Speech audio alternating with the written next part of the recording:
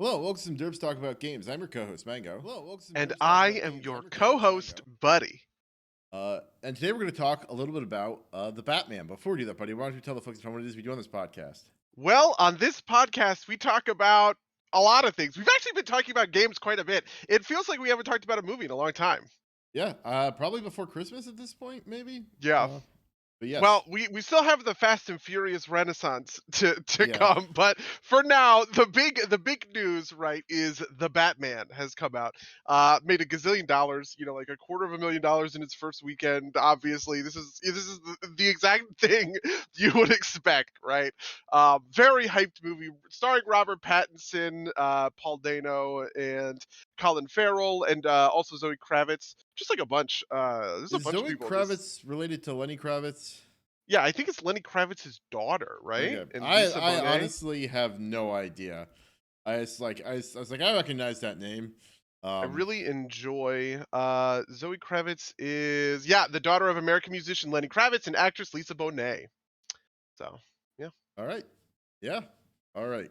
Well, before we get into spoilers, what's your top line takeaway? What did you think of this movie? I think so the maybe the hard thing, the crazy thing is I think this is the best Batman movie ever made. At least in terms of like w- you know, live action mainstream, like blockbuster Batman movie ever made, right?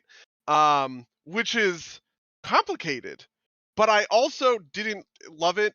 Um, Mostly because it is an incredibly well done movie that is also on very well trod ground, and I found myself in a position of wanting something a little bit different and new by the end of the movie. So that's my high level overview. All right. Well, I'm going to disagree with you slightly. I did not think this was say better than like The Dark Knight. Although it's been a while since I've seen The Dark Knight, so maybe my memory is failing me. But I thought this is one of the prettiest Batman movies. Definitely, I really appreciated the cinematography in this movie. But similar to you, I thought some of it was a little bit well trod on the one hand, and on the other hand, um, like it felt like there's this set of perennial tweets on Twitter, which is like, why is Batman beating up on the mentally ill and not just giving more money to social services? And it felt like they turned that into a movie, but it also felt like they didn't like they made some pushes in that direction and then they pulled their punches back at the end, which I didn't like. I thought this movie was like I thought it was too long, and I thought it was like fairly mediocre, all things considered. But I didn't think it was very Okay. pretty. But I don't want to Yeah, say I definitely agree that it was very pretty. Yeah, I do think it's important to underscore this is always the case, right? Which is that I think that humans are naturally progressive and that we get better at things over time. So even though I do think The Dark Knight is a very good film, mostly it's just little things, right? Like The Dark Knight is filmed in a more boring way. Mostly the action. I thought the action in the Batman was filmed really well, and was visceral and great, in a way that none of the Christopher Nolan movies ever got to. So even though, and we're going to talk about it more, like I have a couple of problems and little, things that I wouldn't have done. I guess maybe I would call them. Um, it does feel like it is a step up from The Dark Knight 15 years ago, which while it was, kind of good for the time, we've learned a lot about what makes for good superhero action filmmaking in the intervening decade and a half.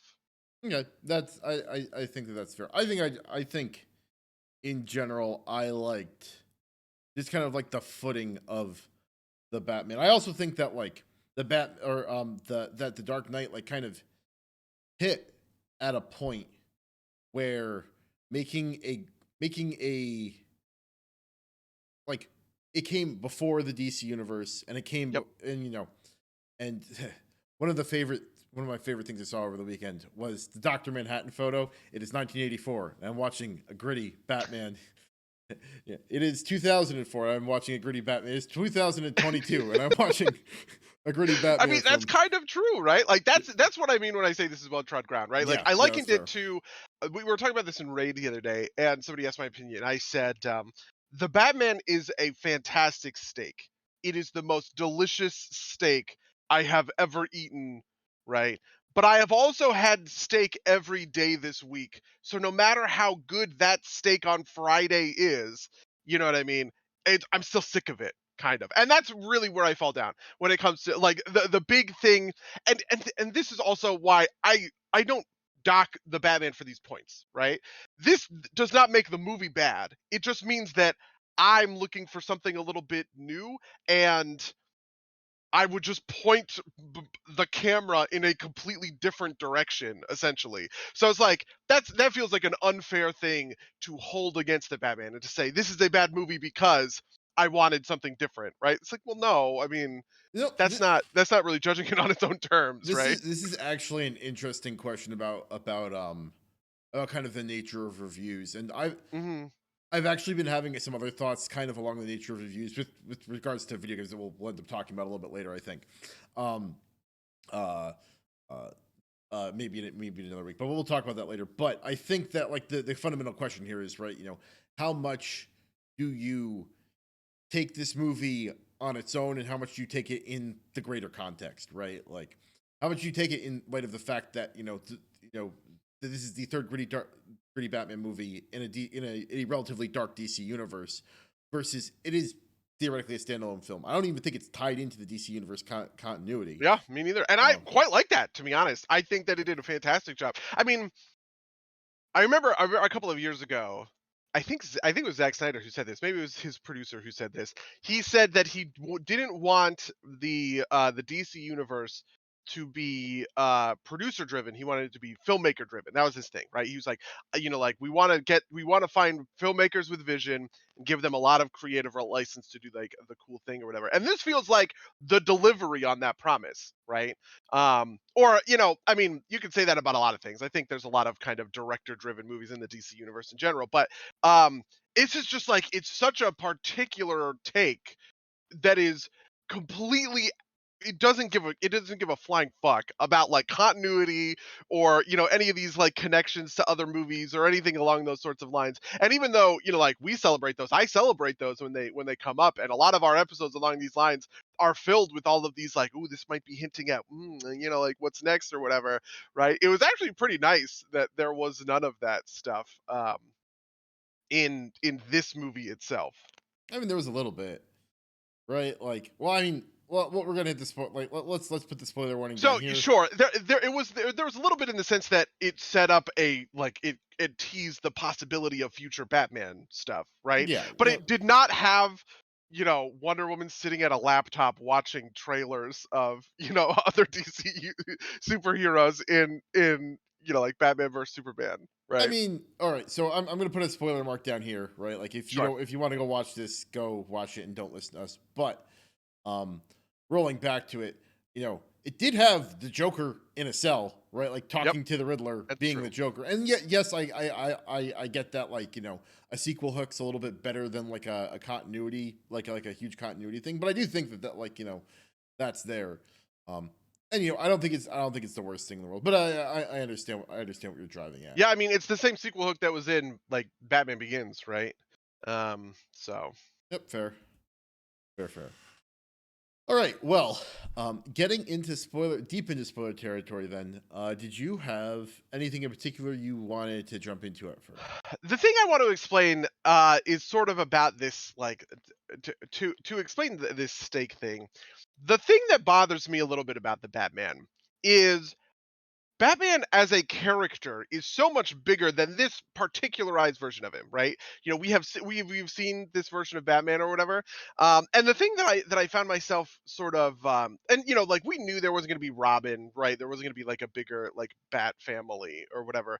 And it's a weird uncanny valley situation. But the thing that I felt myself wanting was not seeing a fresh prime Bruce Wayne on the job, right? I kind of, and it reminds me a little bit of like the Ben Affleck Batman. I kind of just want to see a quote unquote middle aged Batman at this point, right? Like I want to see a Batman who has been has been doing it for a significant period of time and is an established person in the universe, right?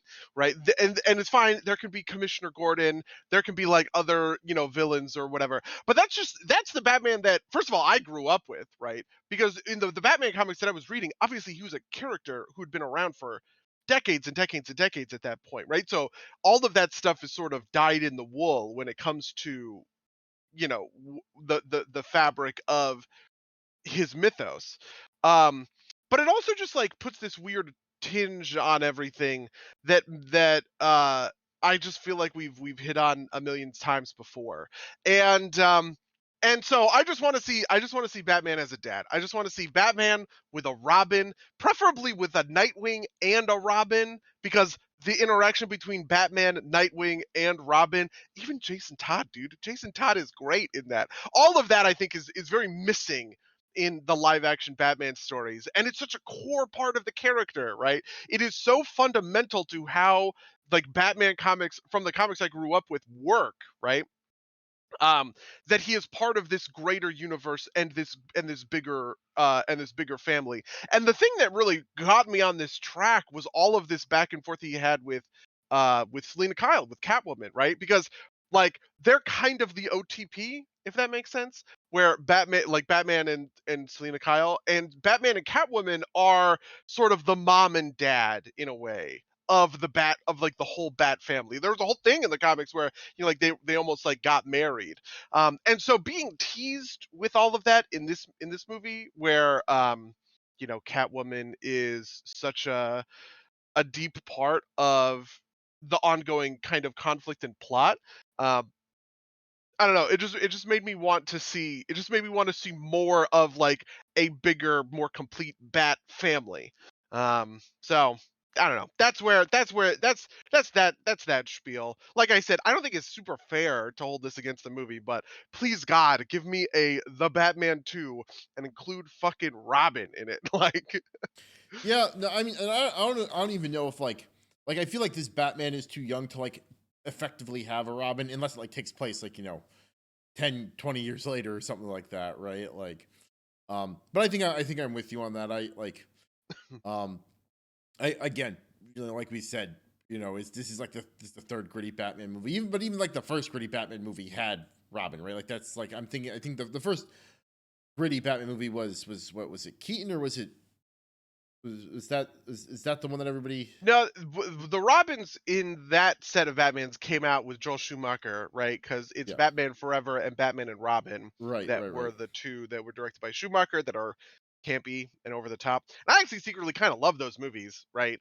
But like, yeah, that is the last time we saw a live action Robin. And Okay. I do want to mention the Batman animated movies do this, and they do this very well, right? And so I would like there is a Batman Under the Red Hood movie, I think, actually, that features all of this stuff. There is a greater continuity to some of that stuff too, right? Where you see the Robin they use there is Damian Wayne, who is Batman's biological son with Talia al Oh, Ghul. Yeah, but it's just like that's the thing I want to see going forward, right? Because just it's so core, it's so core to what we understand about like Batman from a comics version, that to have multiple movies where there is Batman and no Robin is crazy to me. I mean, technically, there was a live action Robin in um Dark, not the third The Dark Knight. Dark Knight Rises, Is yeah, with that cop. I hated that so Yeah, much. Joseph Gordon-Levitt. Yeah, um, Oh, Lou in the chat says, "So Titans Batman." I actually haven't watched Titans. I need to watch Titans. The fuck Batman show. um, yeah, and we actually do get a bat or a Robin suit in Justice League. Yeah, Yeah, also that's true. And to be fair, I do like that as a detail. And I don't know. It's weird. we might have gotten that Batman if the DCEU hadn't fallen apart. Oh yeah, we definitely would have gotten that Batman if like Ben Affleck had kind of like stayed on or whatever. That one is interesting because that delivers on the promise of Batman and the Justice League, right? Which is kind of a whole different Yeah. wing of the thing, right? Which is that, Batman has this peer relationship with other superheroes. And so Batman versus Superman and Justice League, especially the Snyder cut, obviously, really deliver on that promise of like, okay, this is what Batman and his friends are, up to and doing when they're doing superhero shit, right? Which is another kind of angle on Batman. In the same way that Lego Batman actually, for instance, also does this very well. In the sense that it is the more kind of funny and kitschy, kid friendly version, right? Like these are all sort of different. It's like putting the Batman beam through a kaleidoscope or a Yeah. light prism, and you're getting all these different, specific versions kind of popping out the other end. Yeah. Honestly, it's kind of funny, like with the kind of arc of this movie, which is like from like gritty to kind of like it was like hope's important too. Is like, is this like, Christian Bale turns into Adam West? Is that like what the arc of this movie is supposed to be? Um uh but the big thing that I wanted to kind of talk a little bit about is again going back to this kind of like, perennial tweets notion. I don't think those tweets are particularly good when they happen. Oh, I hate Um those tweets, by the way. They yeah, are the fucking worst. right. But this movie kind of posits a world where those tweets are kind of true, but they don't like the clear implication of this movie is the reason why the plot is happening is because the renewal fund that Thomas Wayne set up is not is has like has no custodial like oversight.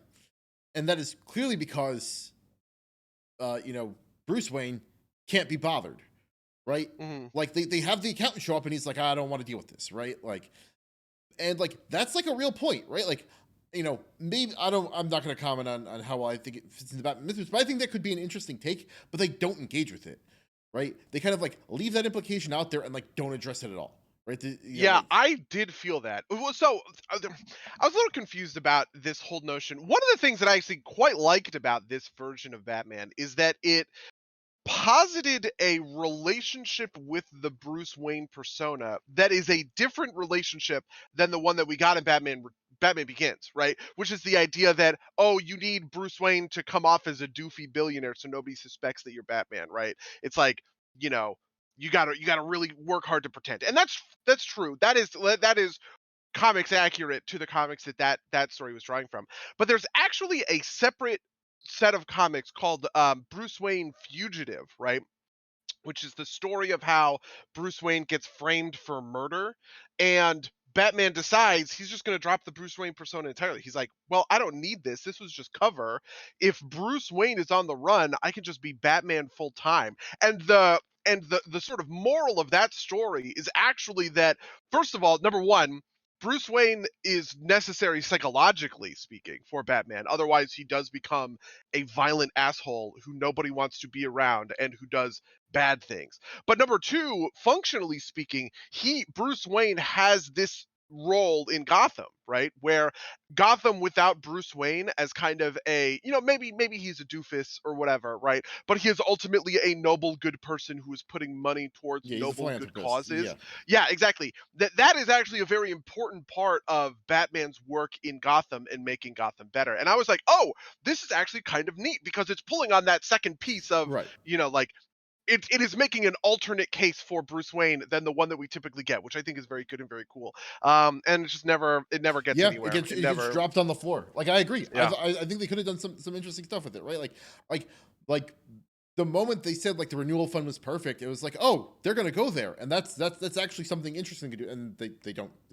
Yeah, I mean, They- it's really there to kind of create this drama with Batman and his dad and yeah, and all that stuff. And all of that is also in the comics. It's actually from a line of comics that I like quite a bit called Batman R.I.P., where a supervillain essentially creates fake news is really what it is, in the same way that, like that's what happens in this movie, right? Where there's only one side of the story, so to speak, but there's this tabloid, oh my, the Waynes were secretly fucking, you know corrupt assholes or whatever, yeah, right? um and while I like that on its own right, it did create this, like this alternate implication that was just like it just felt like it was staring me in the face, right? So to not address it, to leave that sort of off the table felt very strange. Yeah, yeah, no, I agree. Especially when they like wear so much of kind of like that kind of worldview. They kind of put it front and center a lot, right? Like there's a couple of lines in the movie that I frankly found kind of jarring, right? Like like Selena Kyle makes a comment about like they only care about like these white people, but it's like, but Annika's white, right? Like, and they're like happy to put that out there. That's fine, right? Like you do what you want with your art, but then like to just like drop the obvious extension of it on the floor, I just found it immensely frustrating. Yeah, I mean, on one hand, I also do agree with it though, because I have seen some also batshit takes on Twitter about this movie that are, I don't know. I just kind of like balk at the politicization of every piece of art at all times. Sure. Where somebody was making like this big, it was just like it was a really long Twitter thread about like, oh, the renewal slush fund. This is why you need government regulation to prevent like corporate oversight. I was just like, who the fuck? No one is talking about that. You know what I mean? Like that is completely unrelated to anything in the movie. Like, you know, there are definitely political stuff. There's political stuff in this movie. There's political stuff in every movie. I Yeah, believe sure. that 100% of the time. But holy fucking shit, not every movie is about the functions of capitalism. All right, like I just can't with this thing. It is also why I hate that. You know, uh, it's entirely why I hate that. Like, oh, Batman shouldn't be beating up Right. The like mentally ill, right? Yeah, yeah. the mentally ill. He should be funding for whatever. It's like, first of all, read the fucking comics. He does. The Wayne Foundation is literally, I can't even believe I've said it. It is the biggest charity in Gotham, and it has billions of dollars that he allocates to it. Right, number one, and number two, Batman comics are about somebody poisoning the fucking water supply. Like, ha- somebody, I saw a tweet along. I'm plagiarizing a little bit. A tweet from perennial YouTuber who has won multiple Derpies, Patrick H. Willems, said, no amount of low income housing is going to fix the fact that KG Beast is on a murder like rampage, right? Like sometimes there's a fucking supervillain on the loose and you have to lock him in Arkham Asylum. I'm sorry. That's like the rules of this stupid world. Please God, like I do want to. I need to go find these tweets. I'm plagiarizing these tweets, so I want to direct people to them because they are funny, and Patrick deserves. Yeah, no, this is funny too because I've seen like similar tweets that like I'm not a disciple of Mr. Willems, but it's funny to just like see like I have kind of universally also seen stuff that's like please actually go read something, right? Like this happens, right? Like um yeah, I don't know. I feel like a lot of it's also just kind of like it's like fighting the hypothetical, right? Like you want to desperately like you want to apply like Batman to the real world when this is like Batman world where there are supervillains, right? Yeah. Like, um, uh, so something I also wanted to mention about this movie, just kind of along those lines, is oh, there's like I forget the proper name of the trope, but it's basically like the characters can only be as smart as the writers are, and Hmm. like every time they said winged rat and didn't immediately go, that's a bat, I fucking like lost my mind. Okay, so to make good on this promise, the tweet is a quote tweet of somebody who said, "Growing up is realizing Batman could have done way more to solve crime in Gotham by giving everyone food and shelter than he did by beating the crap out of people." And Patrick responds to this by saying, "Yes, this is definitely the solution to when an evil clown poisons the water supply." And he follows up by saying, "This is the world's most boring take. Read a comic book. Bruce Wayne funds all those programs, but then sometimes KG Beast is going on a murder spree and low income housing won't solve that," which is just it, like it salves my soul, right? It's so good. Yeah. So Anyway, Lou in the chat said there's a Twitter faction arguing for pacifist Batman who talks to the Joker's problems and finds him a good therapist. So if I'm going to steel man their argument as best as I can, I think the argument is if Batman was putting more money into public endeavors instead of running around in a rubber suit, there would be less villains because there'd be less opportunity, which is like a fairly kind of standard kind of I guess socialist theory of the case, right? Like, you know, if you like that crime is all crime of necessity, which is pretty explicitly not true in the Batman universe, you know, regardless of how it relates to the real world. But that is the theory of the case. This is like people who just like want to don't Yeah, like. I mean, I watched a video by a YouTuber named Sarah Zed the other day, and she talks about this sort of like relentless moralization that has happened in media criticism to a certain extent, which is to say that if I like something, it is to say that that thing is morally good and it stands for morally good values, right? And if I don't like something, that is to say that it is morally bad and it stands for morally evil values, right? Which is like, first of all, a dog shit. Oh, sorry, that take is good, but this is a thing that people do, and when they do, it is dog shit, right? Maybe a good example of this might be Harry Potter, for instance. Like, so for instance, Harry Potter is very obviously a story about uh like the problems of bigotry, right, in the wizarding world, right? You have Voldemort, who thinks that only pure blood wizards are good and half-blood wizards are bad, and he wants to persecute the half-blood wizards because he's fucking racist, right? That's it. It's Yeah, a story about it's like bigotry. literally Wizard Hitler. Yeah, he's literally Wizard Hitler, right? And that is the story. But you will see people who post takes about how, oh, well, actually, Harry Potter is fucked up because Dumbledore sends a teenager on dangerous missions. It's like, oh, it's like Jesus fucking Christ. Like, imagine somebody saying that Batman actually isn't a superhero because he's putting Robin at risk. It's like, no, you fucking idiots. It is a fantasy for teenagers. They want to think of themselves as superheroes. They want to think of themselves as cool wizards going on high stakes adventures where sometimes people fucking die. Yes, in the real world, we all think it's irresponsible for Batman to take an 8-year-old running around in the Batmobile fighting crime. But to all the 8-year-olds out there, that's actually awesome. And I would love to do that. And it's super cool to think about, right?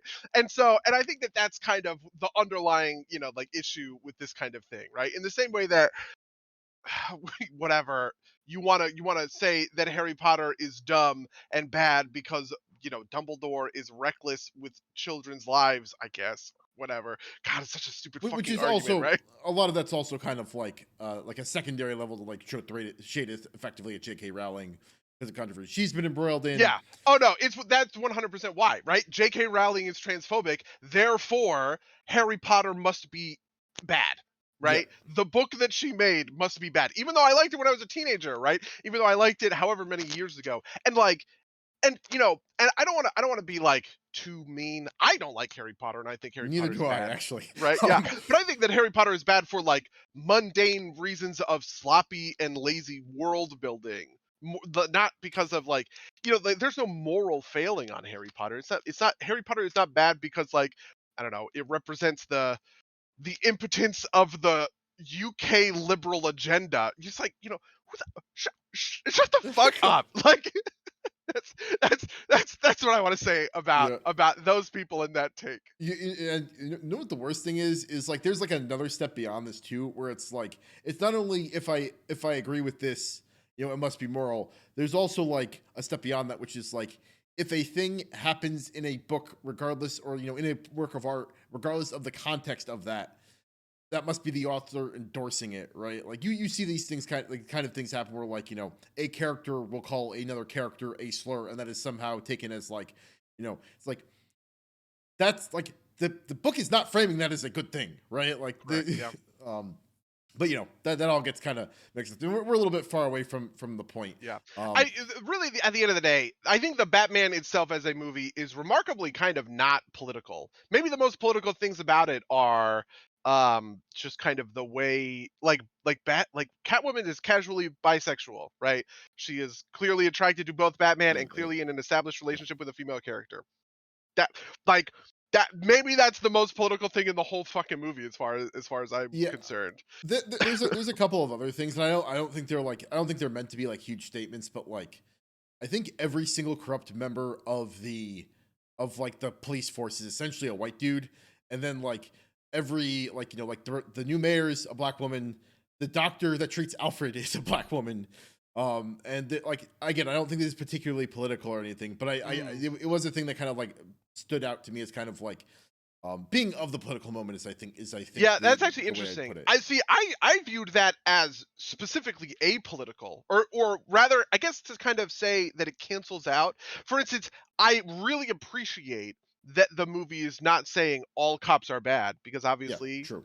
Jim Gordon is an honest, true blue cop who is not corrupt, right? And it is also not saying that like government is bad because I can't remember her name. Whoever the candidate for mayor is that replaces the Yeah, corrupt mayor, right? She is an earnest person who cares about the citizens of Gotham and wants to make Gotham a better place. And I don't, I, di- I think there's a temptation for these sorts of folks to view those as, oh, the movie thinks whoever, like, oh, like corrupt power brokers of entrenched politicians are bad. It's like, no, I just kind of think that it's saying that there are good politicians and bad yeah. politicians, and I that's think it. Like, it's not really making a deeper no, claim I to agree. any of those systems, right? Yeah, no, I think that's absolutely true. I mean, especially because like the long running the theme of the movie is like this, like the same group of people has effectively been in power for 20 years, and things have, if anything, gotten worse, Yeah. um, and that's bad, right? Like, and that's and like that's not like like there again, there's like some of the moment stuff there, but like I don't think it's a particularly political film either. These are just like things that popped out at me. Again, the honestly the most frustrating thing in the movie to me, like the most like not the thing that I thought was the worst about the movie, the thing that was most frustrating about the movie to me was that moment where like they keep saying "rat with wings" and no one connects it to Batman until fucking Oswald Cobblepot does. Can we talk about Oswald Cobblepot? The Penguin is the greatest fucking thing in this movie. I Yeah, What a joy! Every fucking second, Colin Farrell as the Penguin was on screen. It was a masterpiece. I loved it so much. I'm a little sad. I'm a little sad that he didn't have his tuxedo and monocle and top hat. And you might think that that's doofy, and it sort of is, but it makes sense in the comics because people give him shit for that constantly. Because he doesn't dress like that because he's trying to be the Penguin, right? Like he's not trying to be a supervillain, right? He dresses like that because uh he's that's what he thinks rich people dress it, like, and his whole thing is he wants money, right? Like he is a greedy piece of shit, right? And so he is dressing himself in a tuxedo and a top hat and a monocle because he thinks of himself as, right, like he is aspirational to that kind of money and prestige. He thinks that having a lot of money, it's like Great Gatsby in that way, yeah. right? Um and they very much captured that spirit of Penguin. Oh God, it was so good. It was so good. But he did not have the monocle of the tuxedo. I was just like, I am hoping that he gets it in the next movie because like the again they said the it might be a TV show. I saw a thing that says that they want to get him for a Penguin TV show on HBO Max, which I was like, hey man, fuck yeah, yeah, let's no, go. I think I agree with you. I actually think the Penguin's the best villain. One, because like part of it is like he's kind of like secondary, so you get to kind of play a little bit faster and looser with him. And like the other villains he's standing against are like Falcone, who is like fine, but like he's like he was like I'm not super familiar with Carmine his Falcone. yeah in the comics, but like he is like he seems just like he's kind of like a normal mob boss, which is fine. Like you need some of those villains. Like he's not like a super villain effectively. Yep, Um, he is a mob boss 100%. He's also Catwoman's dad. All that is true. This all comes from a series of books by Jeff Loeb and Tim Sale called The Long Halloween, and then later its sequel Dark Victory. Um, but yeah, he's just a famous mob boss in Gotham, right? yeah, Um, and it's funny, The Long Halloween, which is a very good comic. The subtext of The Long Halloween is how Carmine Falcone is kind of the last vestige of like old crime because Batman has introduced quote unquote new crime, right? Now there's Batman and there's also the Joker and the Riddler and all of these other, like costume supervillains. And Carmine Falcone resents them. He's like, crime used to be The Sopranos in the city, and now it's like a fucking clown show, essentially. All of that is missing from here. Even though this movie does a very good job of including a world where the Penguin, Catwoman, the Riddler, and Joker all are supervillains who just exist ambiently in the world, which is maybe the thing that I liked the most. It kind of plays into this Bat family thing. Like one of the best things that happens in the comics is a Bat, supervillain will pop up and Batman has to go like beat up the Penguin to get information about where he is. Just like a one note thing, and it's like in the comics there's like one single issue. He goes to the Iceberg Lounge, he beats up all of Penguin's bad guys and he goes, where, whoever it is. Like the whoever this villain is, Professor Pig, maybe where's Professor Pig? And then the Penguin goes, he's over here. And then Batman leaves. And it's just like, yes, Penguin is just a fixture in the world. He exists. Sometimes he shows up, and that's a thing. And that's exactly what all the villains felt like to me, which I thought was so great. Yeah, and we don't have any like real supervillains yet, right? Like, it's not like Catwoman has any cat powers, which I was never sure if that was like really a She thing does or not have cat powers. She is just a very good cat burglar. um and uh and like the Riddler's just kind of like the Riddler was an interesting character. I don't like him as much as kind of like like like the Riddler here is leaving clues because he thinks that Batman is a kindred soul. Um well, the Halle Berry movie like has her with like has like the Never cat's seen like the Halle Berry movie. Oh god! And also, she comes back from the dead, so in both her, the Halle Berry movie and the Tim Burton movie, she had superpowers. But yeah. actual Catwoman does not have Yeah, superpowers. no, this is why I wasn't sure because I'm not a big comics reader. I'm sorry, Lou. I have, but I have like faint memories of the Halle Berry movie, and that's like Yeah, the extent of my knowledge of Catwoman. Um, and so what was I gonna say? Oh, and like the so Riddler. yeah, this version of the Riddler thinks that Batman's a kindred soul, and that's why he's leaving clues. I like the version better where he's just kind of like obsessive compulsive, and he feels the need to leave them behind, Yeah, because he thinks he's yeah. so That is the. It's honestly a very weird justification because it's like his dad used to beat him as a kid until he would tell the truth, so he compulsively has to tell the truth and be honest, right? Which means that even when he commits a crime, he has to leave a puzzle so that someone could figure it out because otherwise, I don't know. And I always thought that that was kind of like weird, but I'm willing to go Well, I mean, for it, right? it's weird, but it's like it's fantastical, right? Like this is it's like a Yeah. fun plot device, right? And I don't think it's generally good. Like I don't think that he'd be good in like a dark gritty movie. That version of him, like and like I don't know how I feel about this particular like instance of it because like I don't know, it feels like again things that are like vaguely political, right? Like these kind of like insurgents that like storm the Gotham Square Garden or whatever it is.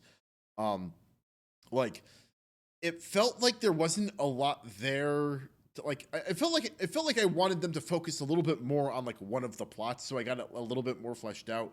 Everything felt just a little too threadbare for me to like really like, right? Like Yeah, okay. This is also I have also seen people say that like, oh, Batman, like this is a commentary on, like January 6th or whatever else, and like right wing kind of like, right wing kind of stochastic terrorism, right?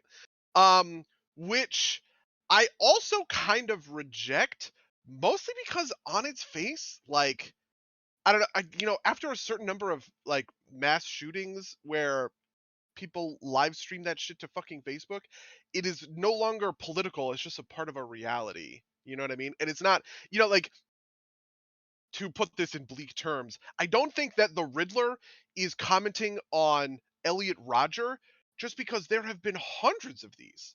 You know what I mean? Like at this point of of like this kind of yeah, violence that is coordinated on these dark, like web sites where people are saying like fucked up shit. So at this point, it's not even a political thing. It's just like the fact of our reality. And that's kind of how I felt about the Riddler. Whereas in other stuff, I do think that there is kind of that, it is about this specific breed of right wing terrorism. I just kind of feel like this is internet hate groups are a thing, and they sometimes spring into violence, and that happened with the Riddler, right? Like the Riddler is using that, which is really no different than like Jim Carrey's Riddler using fucking like VR headsets to mind control people because like VR technology was trying to happen with Nintendo at the time. It's like, you know what I mean? It's just like that was kind of Yeah, my I think thing. I agree with that. I also saw a take that was like like the bombing of the seawall is like environmental commentary. And I was also like, I think that's just kind of like a thing, right? So Like, interestingly, I do think that's commentary, but once again, I think it's politically neutral. It's Hurricane Sandy. I think that that's what I mean, it's you going could like for. when I think seawall, I mean, so the reason we didn't have a podcast last week is because I was in New Orleans. That's what I thought of when I thought of like a broken seawall that leads to the city flooding, right? Like, Yeah. like Yeah, to me, it's just like we have had hurricanes that have flooded cities. yeah, This is a supervillain makes that happen, right? But yeah, that happened in New York, York. right? Yeah, no, that's So true. like, Yeah, the Sandy did happen. Yeah, you're absolutely correct, right? Like, yeah. So that was, and actually, to be honest, I quite liked it. One of the things that I was almost disappointed in, and I'm of two minds about this, but one of the things I was almost disappointed in, on the uh music, like on the level of the movie, was this idea of um God, I had this train of thought and then it like jumbled up in my brain. It's like it crashed. I have all of these thoughts. I just need to sort them out. Okay, so we were coming up on the climax for the Riddler, right? And there's this thing, and I was dreading this idea that we were just going to kind of find the Riddler's hideout, and he and Batman were going to punch, and Batman was going to lock him up in Arkham Asylum. I wanted something bigger, right? And so this kind of extra layer to the mystery where even after the Riddler, he would eventually turn himself in or whatever, and by that point you kind of know that there's more to the story than that. Um the the sort of breakout into this terrorism, big stuff, that was good because it made the story climactic in a way that it didn't really kind of feel like it was, right? We had solved the mystery, we had figured out what was going on with like Falcone and everything like that. And I just wanted this to end with more of a bang than that, right? But at the same time, I definitely think that the movie kind of lost the thread a little bit in all of that, um in all of the climax stuff, just because there's a lot of stuff happening. It reminded me a little bit of the Matrix Resurrections, where I kind of described this problem where the movie is just like whipping by. It's going so fast. There's so many plot points kind of getting like thrown out, and that's sort of what happened in the climax of the movie. So on one hand, I was very glad that it ended in a bigger spot and it kind of went out with a bang, and you did just get to see Batman beat up bad guys with a fucking gun. God damn, is it that hard to show Batman beating up a bunch of bad guys, right? But there was just so much plot to it that it did kind of get bogged down, and the movie lost the thread a little bit for me. I think I think I generally agree with you. I like the way you frame that because I know the moment that they started like going down like the Riddler like plot, I was like, wait, this is still going. I thought it was gonna wrap up after the Falcone thing, and I was just like, God, this is long, right? And like I said, I thought it was too long, but I see what you're saying, and I think I agree. I think I agree with your kind of like, your take that like they just kind of like lost the thread there. I think that's a good way to put it. Um, yeah, I had another point, but I might remember it. But yeah, no, I don't know. I thought it. I will agree with you. The gun stuff, or like like the action was pretty good. Um, I also think they were like teasing the Bane formulation, right? That was like what that last thing. What like the he injects himself with like a vial of green fluid, and Yeah, then he. I have no idea I think what that's the fuck that was. so. If you want a like a vague a vague conspiracy, maybe a point of inspiration, this feels like there are like elements of this that like and I know he hated this, so he probably won't be a fan of this, but Max Landis has been doing this whole kind of like alternate DC universe thing, which I've been following pretty closely. Wait, I'm sorry. He hated the Batman. I don't think he hated it. He put up an Instagram post with basically a parody script that I thought was pretty funny. I'll see if I can find it in a few minutes. Okay, I'll read it. But it basically like mocking kind of like that the dialogue's kind of stilted at some places in this movie. I think.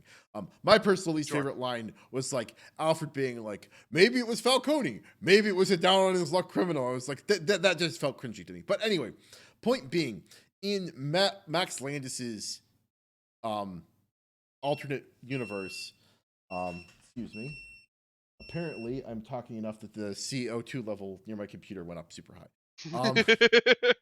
Um, um, in Max Landis's alternate DCEU, the Batman and Bane are the same. Like they're fractured versions of Bruce Wayne's personality, right? Like, um, Oh, okay. yeah, Fuck. that's a big spoiler I hate for that, but all right, that's fine. I think like if you take it in kind of like the whole Max Landis reimagining Sure. of American, it's like the American Alien Saga or something like that. The Kryptonian Mm, Epic maybe is the name of it. I think he does it well, but like I got visions of that maybe. Like I thought that was supposed to be like the Bane fluid. okay. Um, Honestly, it might be. One of the cool things about the comics is sometimes that stuff will come up. I do think in the utility belt, in Batman's utility belt, he does keep Venom for that kind of purpose. And maybe that's a plot point. That would be kind of sweet, to be honest. Especially just as a very minor detail, right? Where it's just like, yeah, dude, at some point in the past, Bruce Wayne beat up Bane and he keeps a little venom around just in case he like really fucking needs it, right? Which is one thing that this movie did very well, by the way, that I like quite a lot, which is that, dude, Batman gets fucked up in this movie. Holy shit. He gets absolutely wrecked on multiple occasions, which is which I think is kind of great, like it adds a lot of stakes and a lot of drama to this sort of like um down to earth, very very grounded version of Batman compared to something like in Batman versus Superman, that is a Batman who trivially deals with criminals. He's so good at it because he's been doing it for 20 years, right? That it's not a problem, which is part of why, like the story there is about him fighting Superman, someone who has the powers of a god or whatever, right? And so this being a version of Batman who, you know, he does the wingsuit thing and he pulls the chute too late and he ends up like clipping a bridge and completely fall like getting super fucked up. First of all, that was this supposed to be a joke? Did people laugh in your theater at that moment? uh, no, they did not. They also did not laugh in my theater at that moment, but, somebody's like, "That was a funny joke," and I was like, "I don't think that's a joke, dude. I think that's just Batman earnestly, like, barely escaping with his life," like, Yeah, um, yeah, it's stuff like that, right? because right before that too, right? Like you see him like he has to brace himself to do the jump, right? He is not super confident about like pulling that move off, right? Like, Yeah. um, Yeah, and he's escaping the police station at that point, with a million cops running up running up behind him. So to me, that was like you barely escaped with your life from this thrilling chase.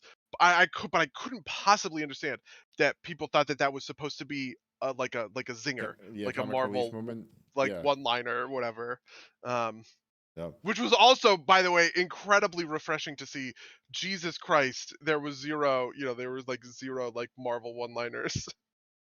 Oh. I do have a couple of nitpicks. The two that stood out to me like particularly was like that when they're bearing down on Batman who's like on the ground right with when Selena Kyle's stealing the money, um and like he's fine and then he like gets in the car and it takes the car like 20 seconds to rev up and it lets the bad guys get in the car to drive away. It's like what was the point of that scene other than to induce a car chase, right? Like Honestly, but that car chase was so sweet though. Oh god, that car chase was so sweet. I mean, it's hard. I don't know whether I like this car chase or the car chase from Batman vs Superman, which was my previous favorite Batmobile car chase.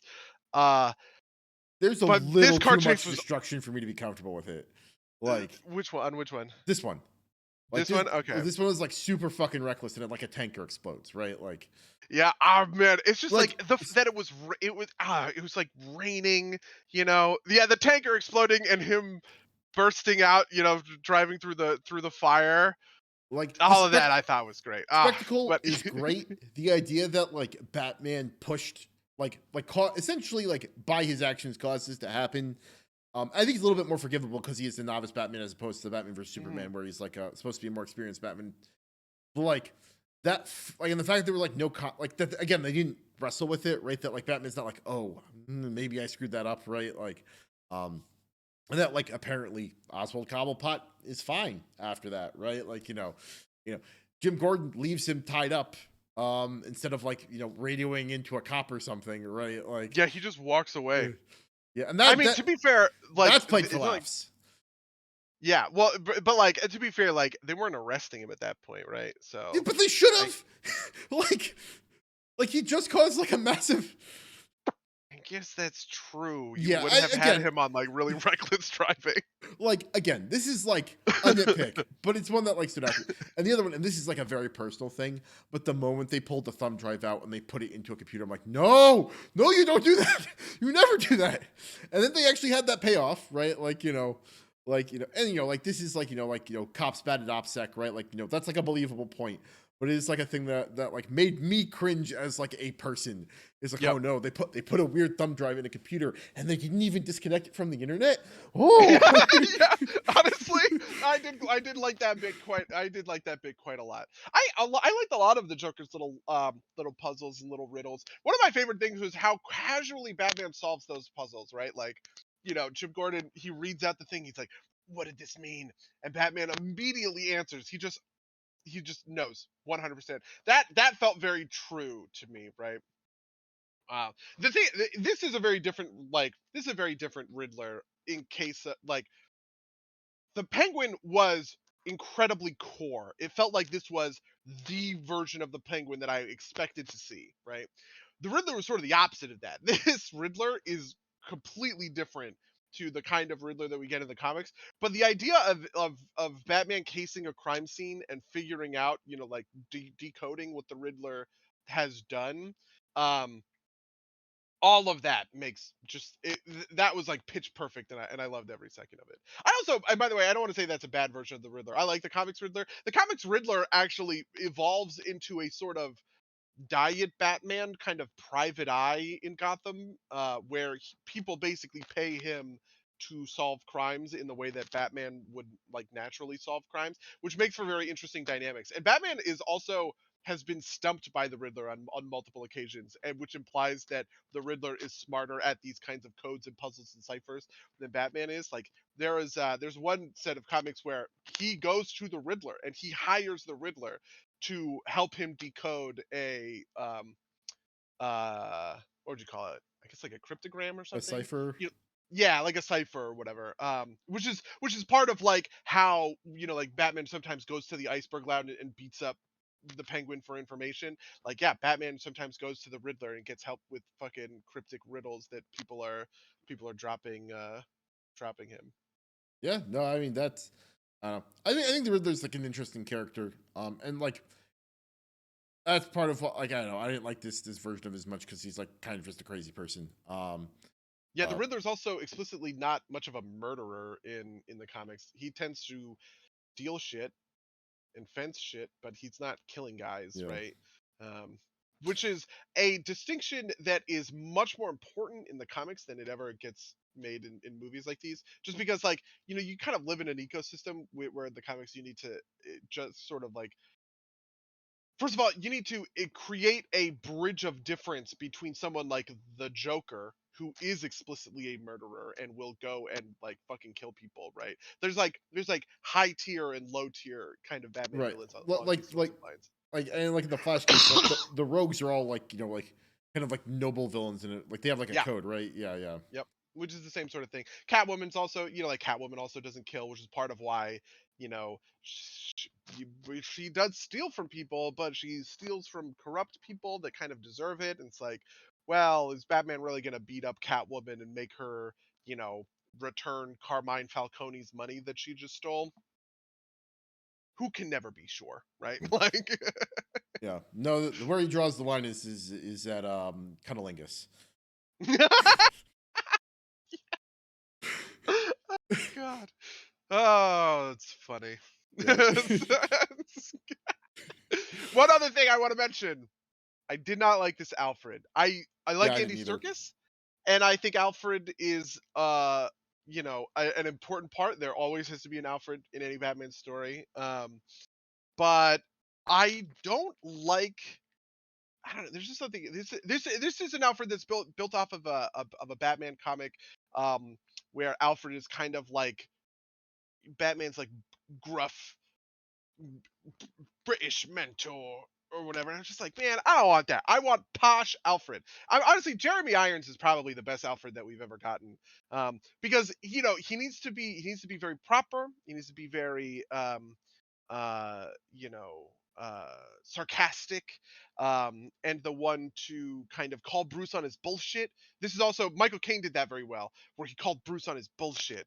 Um, and I just felt like none of that really Yeah. got delivered It, in this movie. it's a different archetype, right? Like, Yeah. like prim and proper secret badass is like the typical Alfred. And this one's kind of like put the suit on the tough guy, right? Like, Yeah, and also he's Batman's dad, which I fucking hate. This never really is a thing in the comics. Like he is Bruce's parental figure in a certain sense, but like this made very explicit ties between like Batman and Alfred, where Alfred is Batman's dad, and I was like, no, bad. This is wrong. This is like Batman and Batgirl fucking. You're not supposed to do that. That's not the wait, relationship here. you don't think that like that Alfred being Batman's father figure is a good thing, like, or is like a typical thing maybe? I don't know. Yeah, like I don't know how to explain. It's sort of like an uncle. It's sort of like how hmm, I can't really think of like a good example of what I want to explain here, but it is a very cherished thing that Batman never replaces his parents, right? Like that Thomas and Martha Wayne like loom large essentially in his life. And so even though Alfred takes care of him, right? And was his guardian for however long or whatever, and it's kind of like if a character was raised by his grandparents, right? That's what the relationship is Okay, supposed to be like, right? Which is not what we get here, where Alfred is explicitly Bruce's surrogate dad, yeah, and okay, I was like, that's fair. no, I don't want that. Okay, that's I buy that. I don't know. I see how you're trying to slice that. It's very Yeah, nitpicky. I want to be yeah, clear, yeah, right? yeah. But No, yeah, it's yeah, and I get that. I mean, a lot of this is also kind of just like I think part of this is supposed to be like Bruce processing his trauma, right? Like that's what I think the theme here is supposed to be, right? Like, and yep. kind of explicitly, right? Like I thought I was past all of that fear, but now I felt that fear again, Alfred. Woo! Really? um, Yeah, I mean, to be honest, one of the things I quite liked about the movie is that it didn't have big aspirations on it along any of those lines, which normally I'm the opposite guy. I want filmmakers to take shots at the fences for this stuff. But like there really wasn't all that much thematic depth or content to this movie. There's a little bit here and there. Um but I thought that was fine. In a way it was kind of refreshing, right? Where like it's just a fucking serial killer murder mystery. Batman has to solve a bunch of murders. That's it. That's the movie, right? Like, um, yeah, so that's fair. I don't know. Obviously, it's hard for him, and he has an arc, and he has to get over his trauma, etc., and kind of uh, to see the bigger picture, right? But I kind of I don't know. This puts me in a very weird spot because I'm never the person who says this, but I'm kind of glad that it just was a smaller, personal, kind of conflict than making big statements about the nature of no fear and symbols and all this other sort of stuff. Yeah, okay, that's fair. All right. Well, we're nearing the end of our hour. I think we maybe run this course. Did you have anything else you wanted to talk about with this? No, man, but I fucking really want a Riddler, or I'm sorry, a Penguin TV show now. Reading that on Twitter made me like, oh yes, Some please. something that popped into my head while we were talking is you were talking about kind of like the detective aspect of it. It's something I want, I think, is I want, and I might be cribbing this from somewhere because I feel like I've read this somewhere, but I want, instead of like the detective vision that you get in like the Gotham games, I want like something that's kind of like, the only game that I've seen that's done it really well is Return of the Obra Dinn, right? Like I want something like that where like you actually have to solve, like you actually have to do the detective work as Batman.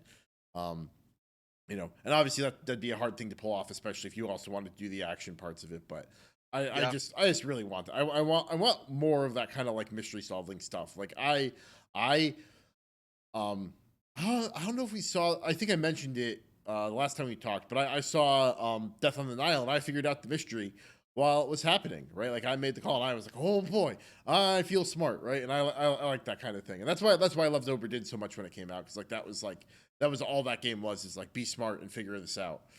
Um, Yeah, one more thing that I do want to mention, and this is a long shot, but we just to talk about like sequel stuff or whatever. I really hope they do No Man's Land. Do you know about No Man's Land? no, Batman No Man's Land is a series of comics. It was the whole year. I think it was 1998 or 1999, where there is an earthquake that hits Gotham City, and the damage is so extensive that the U.S. government says Gotham is a no man's land. No one is allowed there, right? They put they put like depth charges in the water. They blow up all the bridges. You kind of got this a little bit in the Dark Knight Rises, actually, in a weird way. They blow up all the bridges to the island, and people remain in no man's land, right? People who are criminals, for instance, but also just like people who couldn't get out, illegal immigrants who couldn't, like convince like immigration that they were actually like Gotham citizens, all this other stuff. And for the entire year of No Man's Land, Batman is in he's in no man's land, and it is almost kind of like a post-apocalypse story, right? Like there's all these gangs. One of the things is that Jim Gordon remains behind, and he turns the Gotham City Police Department into essentially a gang, right? Where because a big thing is fighting these gang wars over city blocks and like um tagging it with like spray paint or whatever, and there's a map of the city that shows like all of the different gangs. Like Two-Face has the courthouse district, right? Nobody knows where the Joker is. He doesn't have a gang, but he is in no man's land and he's killing people, right? There's the Penguin does have a uh he has the iceberg lounge, but it is specifically like a free zone, right? Like there's no guns allowed, and nobody is allowed to fight in the iceberg lounge because Penguin has the only pipeline to the outside world. And so it's where you can go buy supplies at like exorbitant fees or whatever, and he pays all of his muscle to like keep the peace. And No Man's Land is fantastic. It is so good. It's one of the first of these big event comics that came out. And I think you could do a version of No Man's Land where in the because Gotham has flooded due to the Riddler's bullshit, right? You can now have a Batman No Man's Land movie in Gotham. Please do it. Just do it. Warner Brothers, listen to me. Warner Brothers, me. This is me talking. You made me a Batman movie once before. Do it again. Like, that's it. That's the last thing I wanted to end on. yeah, no, I mean that sounds like it'd be fun. It sounds like I Am Legend, or like Army of the Dead almost. Yeah, Um, it is actually quite like those. There's so much stuff. This is also a great like it's one of those things that makes for a Escape from New fantastic York. Bat family because there's a lot of stuff with Batgirl in there, which is Helena Bertinelli Huntress, right? She features in Birds of Prey. But like the traditional thing is that she's willing to kill, and that's why Batman says no, you're not allowed in, right? But she becomes Batgirl in No Man's Land, and she just makes herself a Batgirl costume, and she says, "Fuck you, I'm gonna do it myself, I guess." And she fucks up really royally, which is why Batman eventually takes the costume from her and he says no, like you haven't earned this. You can't do this. It's a whole thing. It's so good. No Man's Land is great, and I just I want them to I want a No Man's Land movie so bad. Um, Batgirl is traditionally Barbara Gordon, right? Or is that Batwoman? Is This is there? after Barbara Gordon gets shot and becomes Oracle. Okay, The Batgirl that replaces Helena Bertinelli in No Man's Land is Cassandra Cain, right. Okay, who does show up in the Birds of Prey movie as a completely different character. Cassandra Cain is the best martial artist in the world in the Batman comics. She's the daughter of a mercenary who trained she's the daughter of a mercenary who trained her. I can't believe I'm about to explain this. He trained her not to have language. She doesn't understand, she can't speak, right? Because he trained her such that her movement was her language, right? Like she learned sign language and she learned uh to communicate with quote unquote her body, which makes her a better martial artist because her brain is wired do you to think in be, fighting? yeah, to think and to think and fighting essentially, right? This sounds like um something some fucking writer can't, some comic book writer It came up is, with. yeah, honestly, saying it out loud, it's cringy as fuck, but it was very cool at the time. I'm sure. And so she's this just insanely good martial artist. But so anyway, Kane is a bad guy. He's like a mercenary hitman. Sometimes comes to Gotham or whatever. She kind of like breaks away from him and is trying to do good. She hangs out with Lady Shiva, by the way, who is also the like, she's also a Batman character who is an insanely good martial artist, and it's Lady Shiva who teaches her how to speak, and that's like part of this whole stuff in No Man's Land, where eventually, she's just trying to help people, and Batman gives her the Batgirl costume, and she becomes Batgirl from then on. Okay, Robert Gordon gets better at some point, right? That's like a thing. Yeah, she gets better somewhere in the mid 2000s. She gets like special surgery to get the bullet removed and her spine fixed. Every time one of these things happens, the thing that the line that runs through my mind is the Monty Python, like, I got better, right? Like, Yeah. That is a very controversial decision. It was actually written by a writer named Gail Simone, who famously, like, she owned Barbara. Essentially, she's the one who basically took Barbara, turned her into Oracle, and then wrote the Birds of Prey series for a gazillion issues, right? So on one hand, it is kind of an example of this writer this is the writer who owns the thing, and she should be good at doing the thing. Like she should have the right to do the thing. But a lot of people didn't want Barbara to get better. They liked the idea of Barbara she's not Oracle. That's her role in the DC universe, and you know they're that that's how it works, right? So that whole thing was controversial at the time. what's the old expression? Like, no one stays dead in comics except for like Bucky Barnes and like the Waynes, maybe. There's like a list, like Bucky Barnes, the It Waynes, and was Bucky Barnes, Barry Allen, and Uncle Ben, I think. they And Barry Allen and Bucky Barnes Barnes both and came back to life. I don't think Uncle Ben has ever come back to life though. The Waynes have the Waynes have had, featured. yeah, they've had alternate universes, right? Like there's like the one where like Thomas Wayne is the Batman and Martha's Yeah, yeah, yeah. There's the also Joker.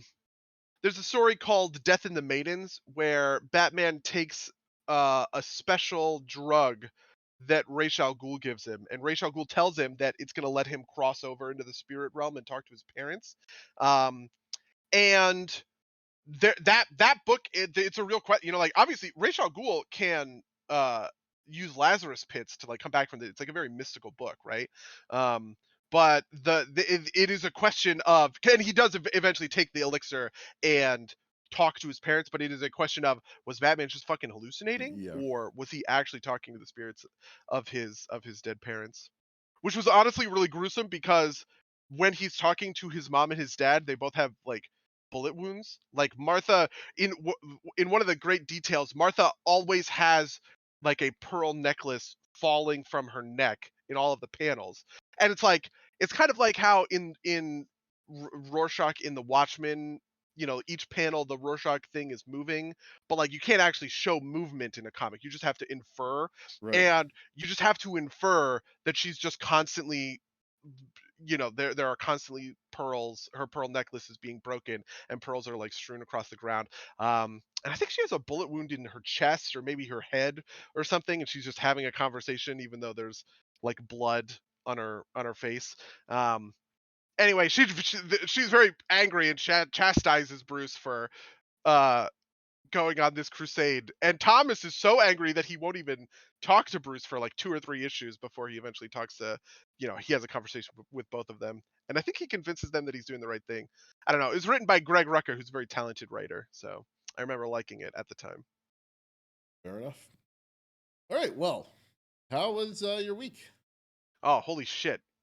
It's been a long week. It's been 2. It's been 2 whole weeks. What have you done? I Uh, guess Zereth Mortis is out. I've been playing a lot of WoW yeah, because me Zereth too. Mortis is out. The Earth Mortis. For me, I played Triangle Strategy on the plane, the demo, and Elden Ring. I've put a lot of time into Elden Ring. Um, Yeah, I mean, I put a lot of time into Total War Warhammer 3, obviously. I put a lot of time into Zereth Mortis. what do you think I about guess. the Zereth Mortis stuff? Okay. Zereth Mortis is interesting. I actually don't like it as much as I hoped I would. Which is specifically because there's no goal to work towards. It's funny because in a recent interview, Ian Hazzikostas, the World of Warcraft game director, basically said that one of the pieces of feedback that they hear all the time is that players want long-term goals for their character, right? They want to be able to polish off um, a character and to log on every day and be working towards something, right? Um, and he talks about removing that because it created this sense of obligation and like a mandatory grind for people, right? Who expected, who played Korthia and they killed the rares every day or whatever, because to them they had to finish the Korthia grind before they were prepared to do high end content, even though that represents a 0.4% power increase or whatever. um he says that they removed that because they didn't want people to feel like they had to go grind Zereth Mortis for hours and hours and hours in order to go do mythic. Like if you just want to go raid, you can just go raid. That's the philosophy. uh, he's talking about me, I realized. Like, he's talking about me when he says, when he is talking about players who want that long grind, who want to, uh, you know, have long-term goals for their characters. I'm that kind of character. I'm that kind of player, I guess. Um, which is complicated, I guess. Uh, to think about. And that's kind of why Zereth Mortis isn't necessarily like hitting me right where I want it, because it doesn't feel like I have anything I'm like working towards in the same way that I was with the Maw and with Korthia. That's fair. No, I totally get that. I've been having fun with it, but I've been enjoying the kind of like I can do like an hour a day even if I even want to do that much, just like come back to it and like leave it for the time being and then do raid, not think too much about it. Um, I sometimes get into this mode where like I'm totalizing and like I'm not enjoying it, but I feel like I never got that way with Korthia, but I will get like in ways where it's like I feel like I need to kind of like just keep grinding on things. And I won't like it, and that's when I usually burn out. I haven't Hmm. burned out on this expansion yet, which is I know that listening to a comedy club. A different podcast. Savadar does not seem like he enjoys has been enjoying 9.2 very much. He's been pretty down on the Pretty down expansion. on WoW. Yeah, I think it'd be interesting at some point in the future, maybe get him on here since he's somebody like you're very positive on WoW. I'm very kind of like whatever on WoW. He's fairly negative on it, so I think it'd be interesting to get him in there as like an alternate point of view. Yeah. Um, but yeah, no, I mean, I thought the new zone was very pretty, and like I definitely enjoyed kind of like the WoW factor for the first bit. And there's just enough with that like Pokepoc reactors and stuff. That's like, oh, I'll do some stuff, I'll throw some stuff in it, and I don't feel too much pressure. Like I've got a little bit of a nag in the back of my mind. It's like I should change factions and earn more outfits, um, and do that. I've been doing that because you get so much anima, which is one of my favorite things that I think about Shadowlands is anima and like the number of things that you can buy with anima. Just kind of having a huge resource to grind endlessly, right? Whose only goal is to go to a vendor and buy, like cool shit. I love that, man.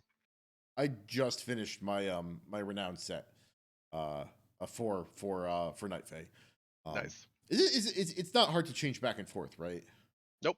Okay, because Effortless, I would always want to raid in Night Fae, but I do kind of want to go get the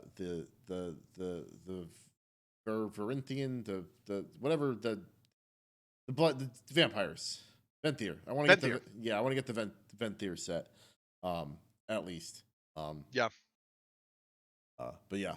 Yeah, it's easy to get the basic set because all you do is play the Covenant campaign, and you just get it. But then you can also get like the Renown set. That's something that I've been working on. Is on Bairn, I have all of the Necrolords sets and all of the Night Fae sets, and I'm chipping away at the other two, just kind of when I have time. Um, and Anima, right? I just sort of dump my Anima into those because it's like you come back and you have 5,000 Anima or whatever, and it's just like, oh yeah, cool. I'm gonna go get an axe or whatever, you know, and just like add it to my appearance collection. Yeah, no, I've been that's what I use a lot of my gold for as I go like the auction house. I filter by like uncollected and usable, and it's like like I've gotten most of the ones that are like under 1,000 now, like under 1,000 Mm. gold, and it's like I'm just like bargain hunting. It's like, oh boy, I could get a new a new shoulders appearance. Woo. Um, Yeah, I mean, I went really hard in Korthia for this because in Korthia you had the random chance that you could get like I started paying attention to this when I was like, oh, I'm getting transmog out of some of these dailies, and I realized that like in Korthia there are dailies that come from people from a covenant, right? And those have a chance to then give you Orion, stop messing with my mic, please. Jesus, don't bite the mic. Orion, stop it. What, what do I do? What do I do? He's just biting the shit out of the mic. Hold on. Oh, now he's mad at me. Get back. Okay, there we go. I'm sorry, you guys. Anyway, and I realized that there are like these visitors to Korthia every day. So you will sometimes see like the Accuser or Kael'thas will come to Korthia, and if they have a daily quest, most of the time that daily quest will give you an appearance for that right. covenant. So for a long time, I was going in, I was doing my Korthia dailies just to get those appearances. I wanted to farm out all of those appearances, and I have a minor goal to sort of do that over the course of 9.2. Honestly, my big thing with 9.2 is that mythics are back and they're hard, which is nice. In 9.1, I kind of just walked into 15s. They were difficult, but they weren't very hard, right? Like we were clearing 15s week one. 15s in week one were astronomically difficult. Like they were just insanely tough. Which was honestly really refreshing, right? Because you want to be able to walk up the ladder again, right? You want to have to kind of like progress and set a and figure out a route and all these other sorts of things. So I've been very much enjoying my time with that. What do you think of the raid so far? So I think it's been fun so far. Um, I don't like the what did we do? We did the first fight was fun, but kind of like it felt like the first fights always feel, which is kind of easy. Yeah. Um, uh, the what's the second fight? The second fight is Skolex. I thought Skolex was in. I missed our first night of raid, but I went and pugged Skolex, and that was fun to pug. Um, I mean, it took us a couple attempts to get it, but it was just like like getting people to understand. No, you all have to stand together, or else the buff, the debuff doesn't wear off, right? Like, um, honestly, like once we got that down, it felt like that group got it done a little bit easier than we did, which was weird. Like it felt like there was a little bit more dithering in our raid, which didn't make a lot of sense. Maybe it was just like number of people or something. Yeah. Um, Yeah, I uh, mean, Skolex is interesting because Skolex, I think, is he was described by a friend of mine as a loot pinata, which I thought was kind of true. Like he's not very hard mechanically. I don't really see how once you get the core mechanics, you basically don't wipe on Skolex. so, Um, so a big thing I think about him is he is very much like individual responsibility. The only group mechanic yeah, is the clump mechanic, right? And that's the only thing you have to think about. Otherwise, it's like dodge the swirlies, don't stand near the tanks and get like murked because you were standing too close to the tanks. Unfortunately, the way he's set up, I guess, like I don't parse super well against him, and that's like personally frustrating. Like, and yeah. I also think that we do. I'm not trying to subtweet anybody here, but I think we overthink Skolex a little bit. The way that I was doing Skolex with another group is we all just kind of stacked. It was two warlock gateways, right? And we all just kind of was like, okay, take the gateway. Everybody takes the gateway. You take the gateway, and you're standing on top of one another. He does the thing, or whatever. But we have all this stuff with like markers or whatever, and callouts, and I think that that's important, especially as building a foundation to go into heroic, where it is going to scale in difficulty. But um, I don't know. I always felt like Skull X was a very straightforward Yeah. fight comparatively. The way we did it in the pug group was instead of having a point on the ground that everybody went to, is it was like on a person. It's just like stack on this priest, right, or stack on the raid lead, right? Yeah. And so it didn't matter. It made it was a little bit more flexible, and you didn't have to worry about like the breath going out over the over the standing point. But I think part of it too is that was a smaller raid, and like honestly, the hardest part of doing it with the guild as opposed to doing it with raid is that there were more swirlies around the base because there are more people in melee. Yep. Absolutely. Yeah, One gazillion percent. yeah. Also, um, uh, I don't remember what I was gonna say. Yeah. We were What was the talking about next boss? Skolex. Zymox? Zymox. I like Zymox. I Do think you like like him more or less than the other version of Zymox? I think I like the other version more just Oh. because like I think this fight's easier. Um, yeah, I think so. I like the other fight more because like I don't know. Sometimes I like being the hero, and like as much as like it sucked to die, it was like I'm gonna fucking like dive with the seed, to save the raid, and I felt like a big man. um, and I thought that was fun. Uh, I just didn't feel I like this one feels I don't know kind of like once you nail it, it'll be done. I don't know what the differences for heroic are, but like the portal Yeah, I mechanics, also don't know what the differences for heroic but are. The thing that I don't love about Artificer Zymox is he doesn't feel like an artificer this time. yeah, Whereas before he had, it was very clearly the Maldraxxus crystal, the Ardenweald seeds, and the Mossworn blade, right? Like each of those phases and the core mechanic was built around. Oh my God, Orion, stop it! Oh my God, Orion, please God. And the core mechanic was built around those, and they were flavorful, right? The Maldraxxus ghosts are going to possess you. The seeds are going to explode. They are color coded, appropriately or whatever else. But this one, it's all broker stuff, and first one stuff, and so everything is white and gold, and I feel like it loses a little bit of its flavor that way. Though I think I ultimately like the rings thing better than I liked, like any of the other sort of teleportation mechanics. yeah. No, I think it's more reliable, right? Like you don't have to time it. Like it's easier to time, I guess, right? Like you don't have Yeah, like it also specifically always goes on one tank and one DPS. So you can say the tank goes to the middle, the yeah, DPS goes out. yeah. Um, um, I when we last week we were doing Halandras, I thought that was super fun, and I'm kind of sad that we didn't go back to it. Although I guess I get it. Um, Halandris, I think, is going to be the banger fight in the raid for everyone. It's the same guy who did Painsmith, designed Halandris, which I feel in my bones. yeah, like yeah. I mean, I like Paintsmith. I felt like Paintsmith was satisfying to clear, but I didn't particularly enjoy the fight. I enjoyed our attempts on Halandras.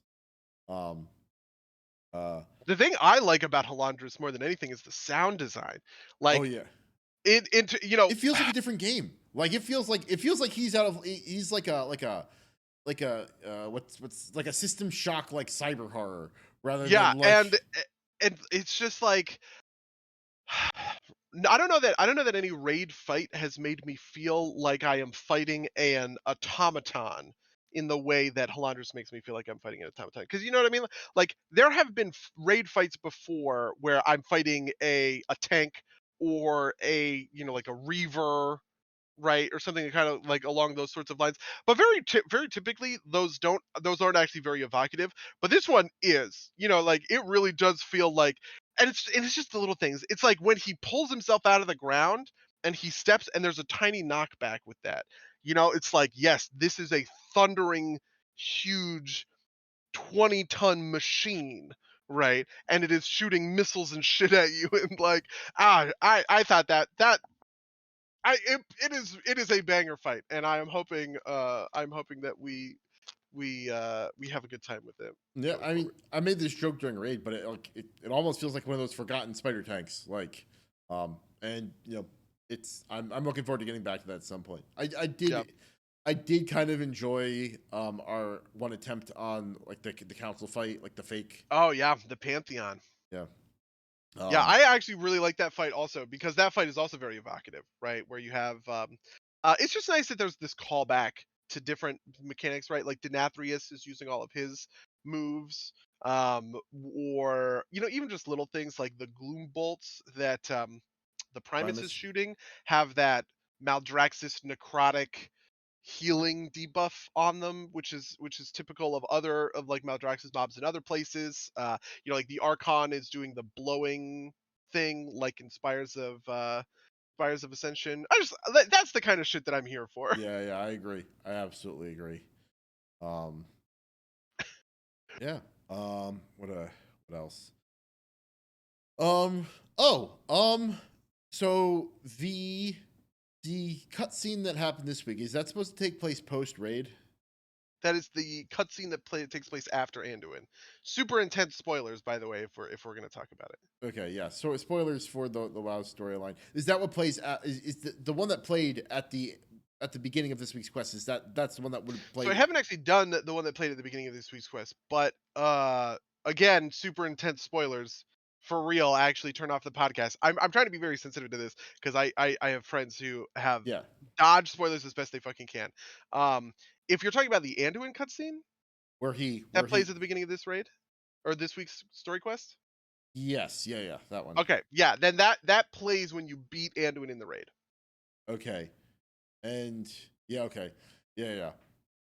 Yep. I really so during raid, I didn't do it because I knew there was spoiler sensitivity, but I really wanted to make the joke. We were talking about like things coming back. Is like I wonder how they're gonna bring Arthas back this time, right? Like just because like he's like so fucking dead, right? Like Yeah, I mean, I love that cutscene. I think that cutscene is. I was honestly when I first saw it, I was kind of medium on it. I was like, oh, like this is good, but maybe not my favorite. But it has kind of climbed up there. Just the more I think about it, the better it is. I mean, like obviously, Varian Rin is the reason I play Warcraft, right? Like that is the thing that stuck me to Warcraft. Is I saw this character and I was like, he's great, and I love him, and I want to follow his story. So obviously, a cutscene that features Varian Rin is going to like get me. But also, it features Sourfang, who I also fucking love, right?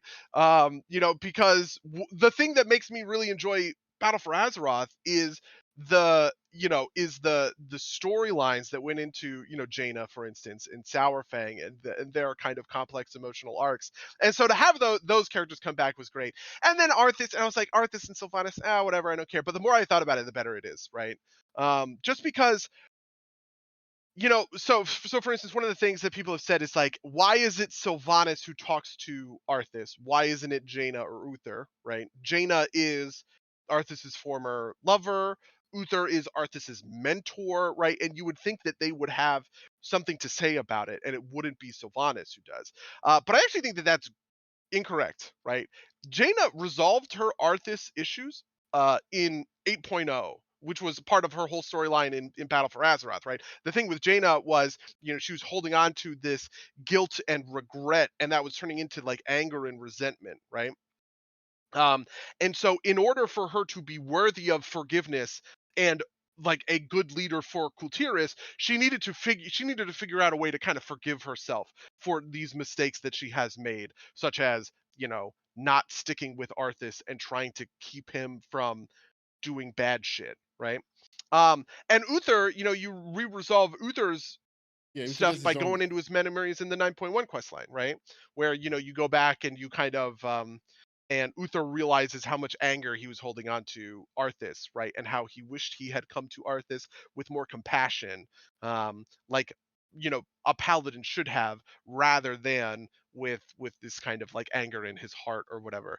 And Sylvanas is never. that actually pays off here too, right? Like Uther helps Sylvanas out of her funk.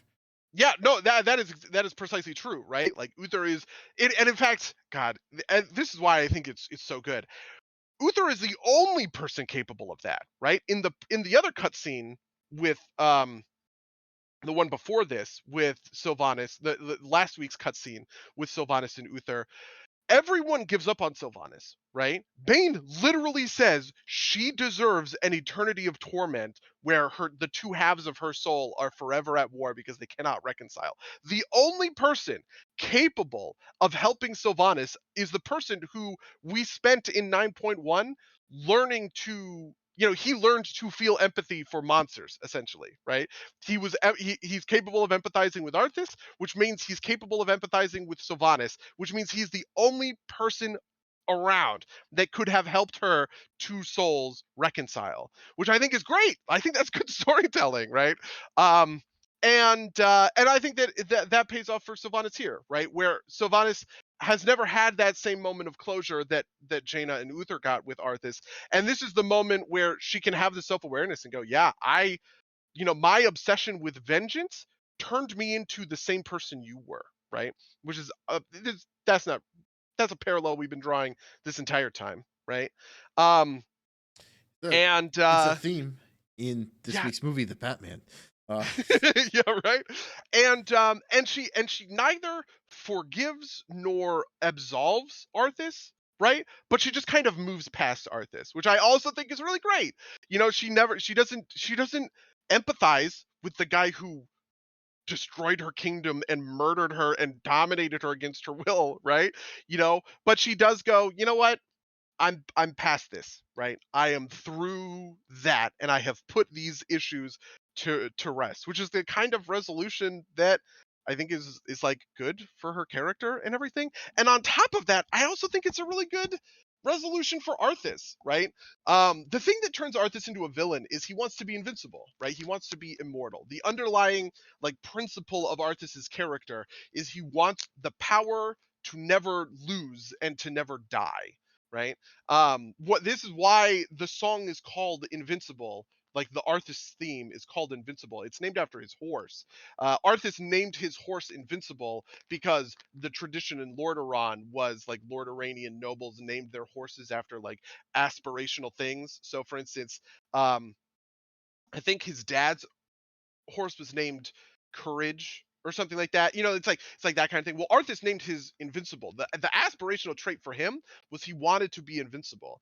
And Invincible dies. Invincible he gets a wound, like they're riding, he breaks his leg or whatever, and Arthas has to put him down. And this is the thing that turned him into a paladin. He kind of resolved that he never wanted to be in a position where he wouldn't be able to help, like he wouldn't be able to heal this thing. He didn't want to lose again, right? And so he becomes a paladin to get that power, but the power of a paladin was not enough to save his kingdom, right? Which is why he adopted Frostmourne and became a Death Knight, because those things did give him the power that he wanted to never lose and to never die. Which is why when he came back to Lordaeron, he resurrects Invincible as his undead steed, right? And there's a really great moment in the book, I think, where it's describing Arthas fighting King Anasarion, who's the king of the Blood Elves. They're the High Elves at the time. The king of the High Elves, Kael'thas's dad. And Anasarion wounds Invincible. He cuts off Invincible's like legs, and Arthas goes flying or whatever, and Invincible tumbles away. And Arthas effortlessly heals Invincible's wound with necromantic magic. And this is the completion of Arthas's arc, right? This is the foundational aspect of his character is he wants to be immortal. He never wants to die. He wants to be impervious to damage, right? He wants to be invincible. And so the idea that not only is he fading from existence, right? Is this isn't just Arthas's final death and the ultimate kind of culmination of his mortality, right? But he's also fading from memory, which is what Sylvanas says. She says like be gone.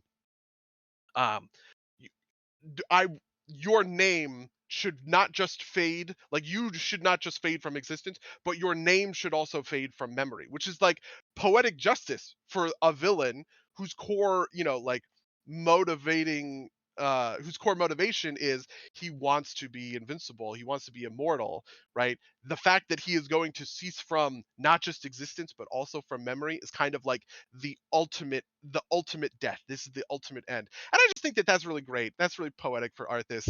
And so I just fucking really love this cinematic all around.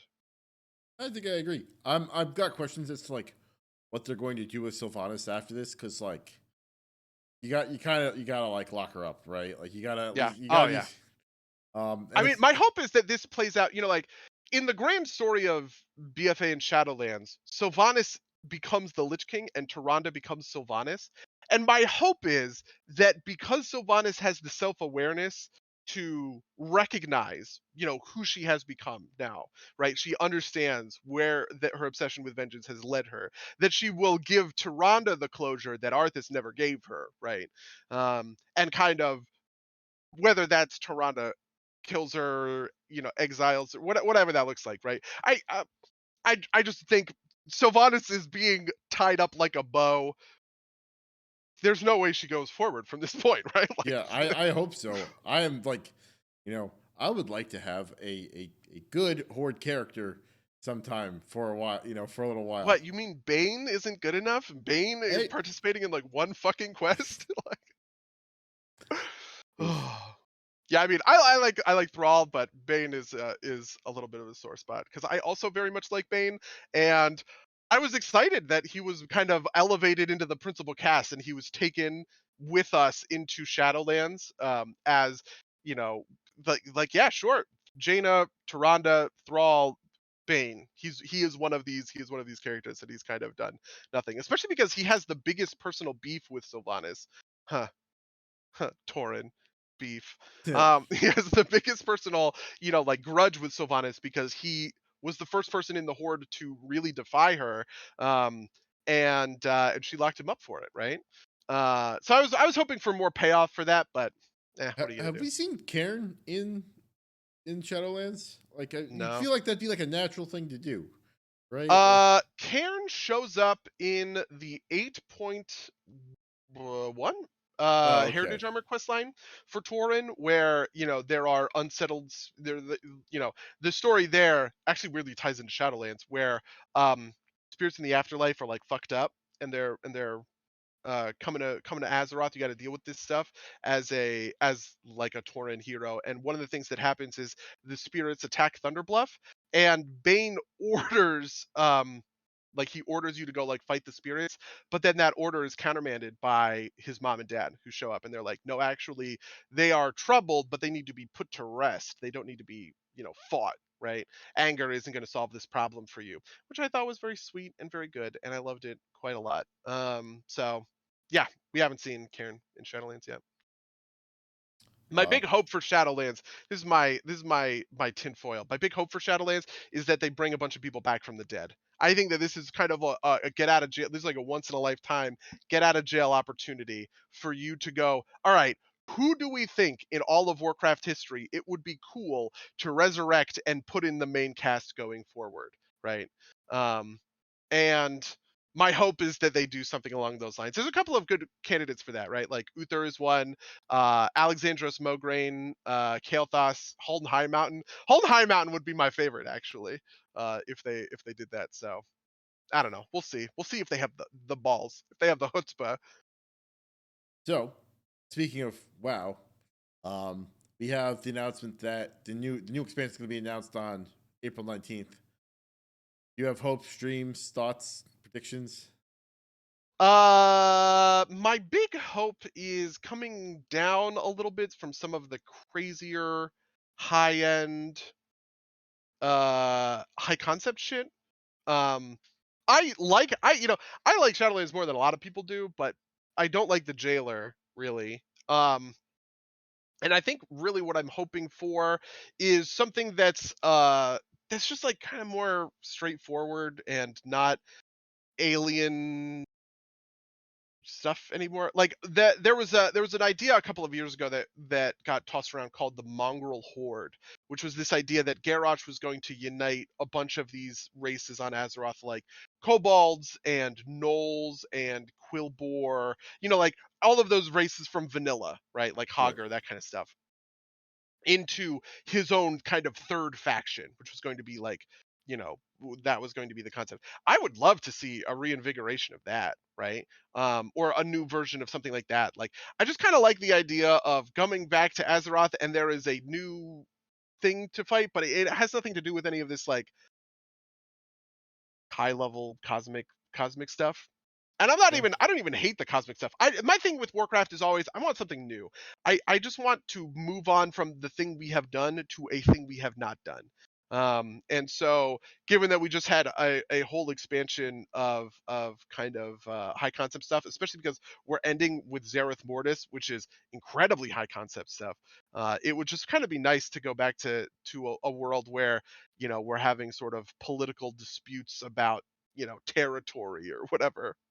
Yeah, this is the big problem with a lot of this stuff is like it's hard to de-escalate sometimes, right? Like they did it with Battle for Azeroth, so maybe we'll get lucky and they'll Yeah. bring us Yeah, I back mean, down to it's always Earth. my philosophy that every expansion is kind of a reset of the story, and I sometimes see people who are like, "Oh, I've killed gods. You can't make me go kill Quillborn." I'm like, Man, shut the fuck up." Like, we killed Deathwing the Destroyer, who was trying to destroy the planet by collapsing the world pillar. I don't even remember whatever he was trying to do, right? And we went from that to picking weeds on Sunsong Ranch. Like, we do this shit all the time. Like, it's not weird to come down from these like super escalated world-ending threats to something more straightforward. Yeah, yeah. Well, we're a little bit over, but I do want to talk a little bit about Elden Ring. But Ooh, okay. but we so I've put 30 hours into it, and I think it's amazing. Um, we're gonna do an episode on it. We're gonna get some stuff together. Buddy, you haven't played any of it yet, right? I have not even touched it, Um, but I have made the promise that this is going to be my first Souls-like game. So let's go. it's but I agree with this assessment that is the best Souls like to start on. Um, I could see you going one of two ways. I could see you either going like samurai or you going essentially what would be a Tonrik XP. You can get like Ooh, two big hammers. So like if you have two weapons of the same type, you get this thing called power stancing, which is your so you've got essentially four main attack buttons. You've got your okay, each bumper and each trigger, and that's like the primary and the secondary for each hand. If for like I'm playing hammer and shield, so left bumper is raise the shield, left trigger is the shield skill, right bumper is swing the hammer, left left trigger is heavy attack with the hammer. okay, Um, so when you have two weapons of the same type, you get this thing called power stancing, and the left bumper swings both weapons at the same time. You just like while around with the hammers, and you can also get like a skill that's like wild. Like it's, I think you'd like that a lot. But it's also like that does sound up my alley, and it is rare that I get to do that. Right? Um, WoW has that fantasy of I'm wielding two oversized weapons, and like you can kind of cobble together a version of that in like Pathfinder, for instance. Um, but man, it is rare that there's like an action RPG that where I could do something like that. so the thing I love about it personally is it's also like very kind of fluid. So something so the game is not super well like doesn't explain all the mechanics to you. So if you have any questions, feel free to shoot them at me. Um, but you can two hand weapon. So every weapon has stat requirements, and weapons with a strength requirement, like the big heavy weapons, have strength requirements, right?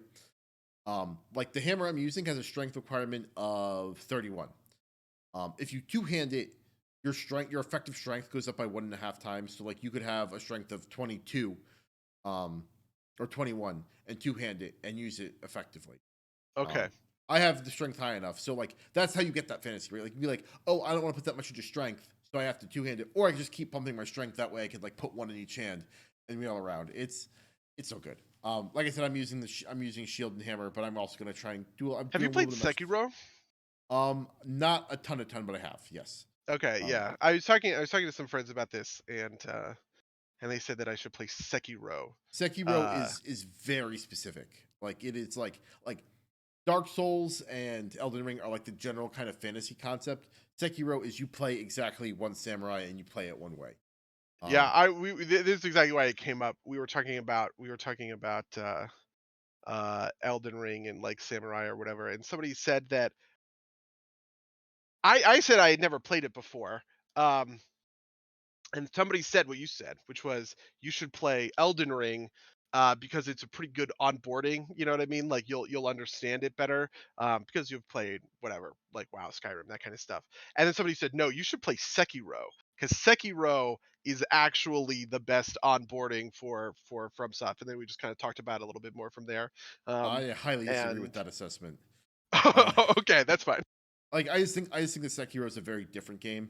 Um, like like it might be a little bit better for onboarding for Elden Ring because like Sekiro is the first game of these that has a jump, like has a jump as like a main mechanic, right? Like Elden Okay, Ring also has jump as a main mechanic, but like Sekiro, jumping over attacks is like an integral part of that experience, and interesting. and it's got like weird things with his hand, um, like he's got like grappling hooks and whatever, and that's like not very Souls like at all. Huh. Like I think Elden Ring was the best general introduction to like that kind of like whole thing. I mean, like Sekiro and Bloodborne are very different, um, but like I think Bloodborne's closer to the core formula than Sekiro is, uh, and frankly, I didn't like Sekiro as much as I've liked the other games. But I just think it's also very different. I don't think it's bad. I just think it's very very different, and it didn't grab me the same way that like Dark Souls 3 like really grabbed me. And this game has really grabbed me. Well, Yeah. we're gonna give it a shot. Yeah. So yeah. Yeah. All right. Well, I'll leave it there since we're 15 minutes over. Stuff to do. I want to play more Elden Ring. So, uh, I'll leave it there. Do you have anything else you want to talk about before we get out of here? Nothing. No, we're already over time enough, so we can just go. All right. If you'd like to email us what you thought about anything we talked about on this podcast, you can email us at dirtsplaygames@gmail.com or podcast@dirtsplaygames.com. You can follow us at twitch.tv/dirtsplaygames. We just go out lives. Normally on Monday. Sorry, we had some conflicts this week. Um, we have stuff on YouTube. We have Twitter accounts and SoundCloud accounts, and they'll all be in the description. That's everything I have. Buddy, you have anything you want to promote? I am streaming this week, and I am streaming interesting. I actually okay, yeah, this is a real plug. Okay, so 2 weeks ago, we announced Zoetti to we announced Zoetti, which is a roguelike deck builder game that we're publishing later this year. So this Friday at 10 a.m. Pacific, I'm doing a reveal stream, right? So I'm actually going to stream like the Zoetti, essentially the beta, right? To kind of show off the gameplay for the first time. So that's a real thing that I do want to promote here because Is it's this the one that like they were playing poker hands in the trailer?